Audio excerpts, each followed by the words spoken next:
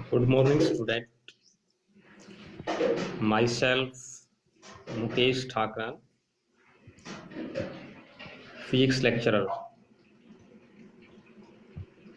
बेटा, आज मैं आपको आपका 9th चैप्टर टीच करूंगा। साइंस के अंदर जो आपका 9th चैप्टर है ये है force and laws of motion. Force and laws of motion chapter 9। बेटा, इसके अंदर सबसे पहले हम स्टडी करेंगे फोर्स को, क्योंकि जो चैप्टर का नाम है वही देखिए फोर्स और लॉ ऑफ मोशन है। तो इसमें first we define force. So let's start. Force क्या होता है बेटा? जब भी हम किसी ऑब्जेक्ट के स्टेट को चेंज करते हैं, जैसे हमने किसी बुक को उठा के एक जगह से दूसरी जगह रखना है, तो बेटा क्या करते हैं, हम हाथ से फोर्स लगाते हैं। किसी बॉल को हमने मूव करना है, पुश कर, तो हम उसको फोर्स लगाएंगे। तो डिफरेंट जो एक्टिविटी है उसके अंदर हम कोई भी काम करते हैं तो उसके लिए हम क्या करते हैं, अगर हमने उस ऑब्जेक्ट की पोजीशन को चेंज करना है तो हम उसके ऊपर फोर्स अप्लाई करते हैं। बेटा, ये जरूरी नहीं है कि फोर्स हमेशा ही जब भी हम अप्लाई करें तो वो किसी बॉडी की पोजीशन को चेंज करे। कई बार ऐसा होता है कि हम फोर्स अप्लाई करते हैं लेकिन बॉडी की पोजीशन में चेंज नहीं होता, तो वो भी फोर्स है। ये नहीं है कि हमेशा जब भी हम फोर्स लगाए तो ऑब्जेक्ट की पोजीशन हमेशा ही चेंज हो। तो बेटा, फोर्स एक्चुअल में क्या होता है? फोर्स इज ए पुश और पुल। इसको हम पुश भी कह सकते हैं, पुल भी कह सकते हैं, खींचना या धक्का देना। विच कैन आइदर चेंज और tends to change the state of rest और motion of a body. Force एक पुश या पुल है जो या तो चेंज कर दे या चेंज करने की कोशिश करे। टेंड्स टू चेंज होता है बेटा, मतलब कोशिश करना। तो फोर्स एक वो पुश या पुल है जो या तो चेंज कर दे या चेंज करने की कोशिश करता है किसी ऑब्जेक्ट के स्टेट ऑफ रेस्ट को या मोशन को। दोनों स्टेट को चेंज कर सकता है ये। अगर कोई मूविंग बॉडी है उसको हमने आगे से फोर्स लगा दिया तो वो रुक जाएगी। जैसे हम ब्रेक अप्लाई करते हैं, brake is also a force. Brake का भी फोर्स होता है बेटा। हम चलती गाड़ी में, चलती बाइक में, साइकिल में ब्रेक अप्लाई करते हैं, वो रुक जाती है। तो कैसे रुकी वो? क्योंकि उस पर हमने ब्रेक का फोर्स अप्लाई किया। तो किसी बॉडी के मोशन को रोक सकता है फोर्स।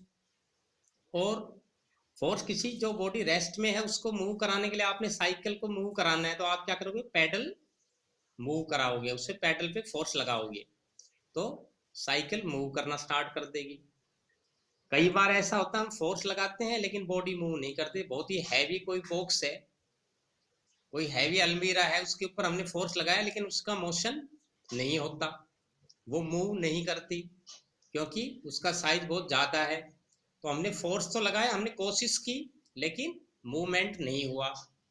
तो फोर्स हमेशा ये जरूरी नहीं है कि वो मूवमेंट प्रोड्यूस करे, मोशन को हमेशा मोशन में, किसी बॉडी को मोशन में लाए या उसके मोशन को स्टॉप करे। ये टेंस करता है, या तो चेंज कर देगा स्टेट को या टेंस टू चेंज, किसी बॉडी के स्टेट को चेंज करने की कोशिश करता है। बेटा, बेसिकली हम दो तरह के फोर्स स्टडी करेंगे force and law of motion में। फर्स्ट है balanced force, balanced and unbalanced force. तो बैलेंस्ड फोर्स क्या होता है? अगर किसी ऑब्जेक्ट के ऊपर जो भी हमने जितने भी फोर्स लगा रहे हैं, एक से ज्यादा फोर्स जब हम लगाते हैं, और अगर उसका जो स्टेट है वो नेट फोर्स है वो जीरो, यानी उसका स्टेट पे कोई इफेक्ट ना पड़े, तो बेटा वो होता है balanced force. If the resultant of two और more forces acts on a body is zero then it is called balanced force. अगर एक या ज्यादा फोर्सेज का जो रिजल्टेंट है किसी एक बॉडी के ऊपर जब हम फोर्स लगाएं और उनका जो रिजल्टेंट है, जो टोटल इफेक्ट है वो क्या हो, जीरो हो, तो इस फोर्स हम कहेंगे it is called balanced force. तो ये क्या होगा, बैलेंस्ड फोर्स होगा। बैलेंस्ड फोर्स कभी भी बेटा किसी बॉडी की पोजीशन को, स्टेट को चेंज नहीं करता है। A balanced force can not change the state of a body, किसी बॉडी के स्टेट को कभी चेंज नहीं करेगा बैलेंस्ड फोर्स। सेकंड होता है बेटा अनबैलेंस्ड फोर्स।